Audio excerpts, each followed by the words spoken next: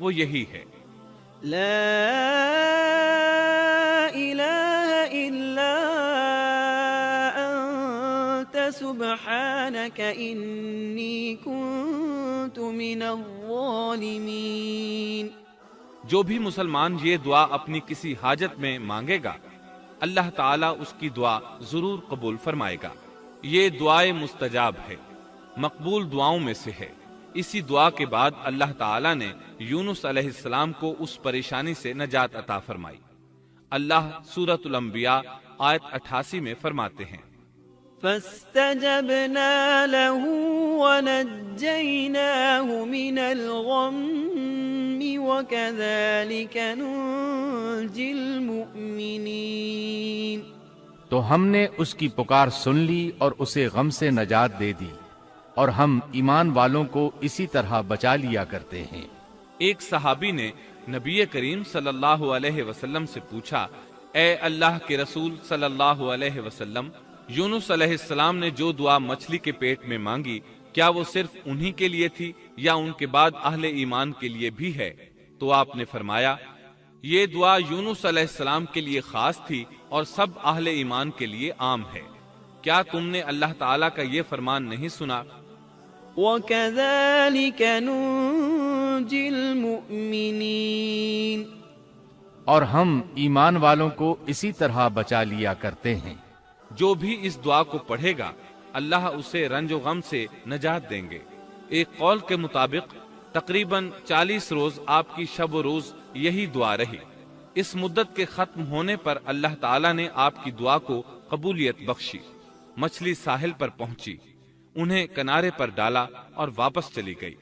اس بات کو اللہ تعالیٰ نے سورۃ الصافات آیت 145 میں یوں بیان فرمایا ہے، فَنَبَذْنَاهُ بِالْعَرَاءِ وَهُوَ سَقِيمٌ۔ پس اسے ہم نے چٹیل میدان میں ڈال دیا اور وہ اس وقت بیمار تھے۔ آپ وہاں اسی طرح لیٹے رہے۔ پھر اللہ کی قدرت سے آپ کے قریب ایک بیلدار درخت اگا، جیسا کہ سورۃ الصافات آیت 146 میں ہے، وَأَنبَتْنَا عَلَيْهِ شَجَرَةً مِّن يَقْطِينٍ۔ اور اس پر سایہ کرنے والا ایک بیلدار درخت ہم نے اگا دیا۔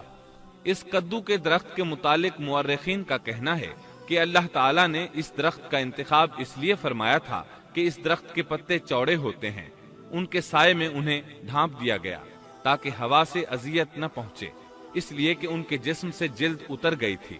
پھر اس درخت سے خوش کن خوشبو بھی آتی تھی، اس خوشبو نے انہیں فرحت بخشی۔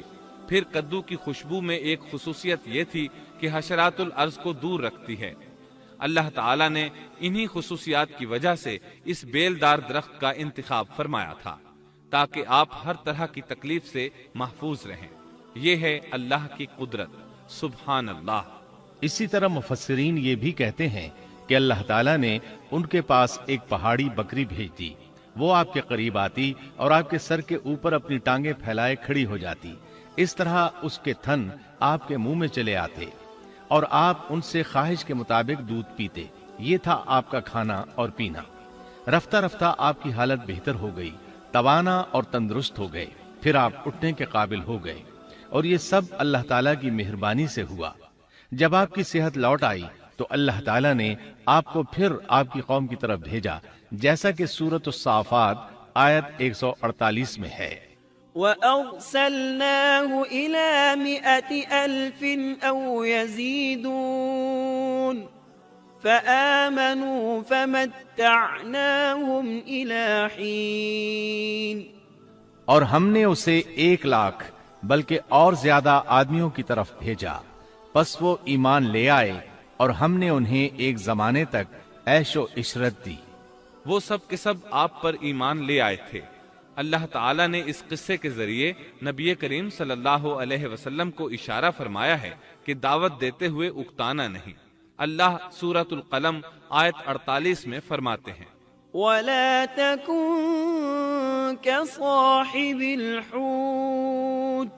اور مچھلی والے کی طرح نہ ہو جائیے۔ ان لوگوں کو دعوت حق دیتے رہیے، دیکھیے وہ سال ہر سال دعوت دیتے رہے لیکن اکتائے نہیں، ان سے مایوس نہیں ہوئے۔ ان کی پوری بستی میں سے ایک بھی ان پر ایمان نہیں لایا تھا، لیکن جب ان سے مایوس ہو گئے تو انہیں اللہ کے عذاب سے آگاہ کر دیا اور منہ پھیر کر چل دیے تو وہ سب کے سب ایمان لے آئے۔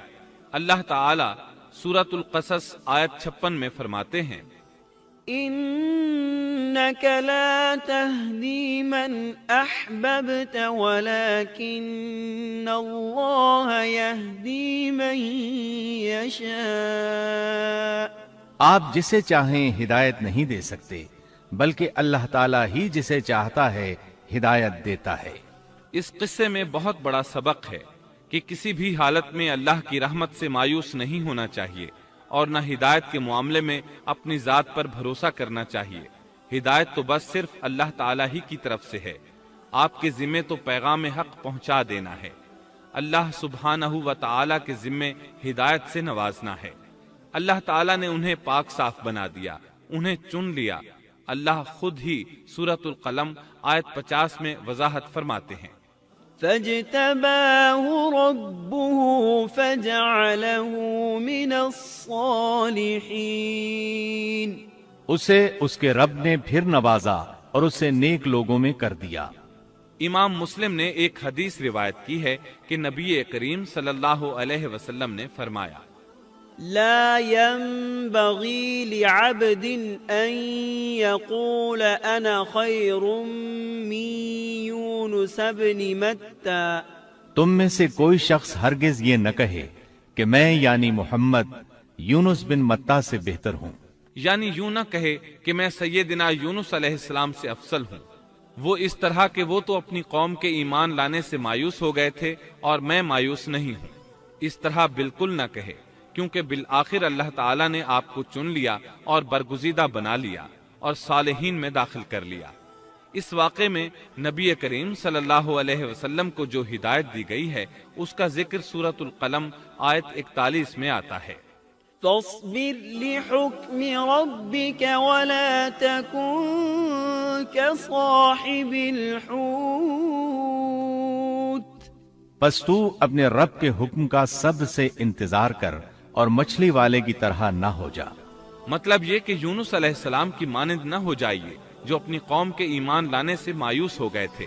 یقیناً دین کی دعوت اور حق کے پرچار میں یہ بہت عظیم سبق ہے کہ دائی اللہ کو کبھی مایوس نہیں ہونا چاہیے۔ یونس علیہ السلام کا قصہ ختم ہوا۔ لا إله إلا الله محمد رسول الله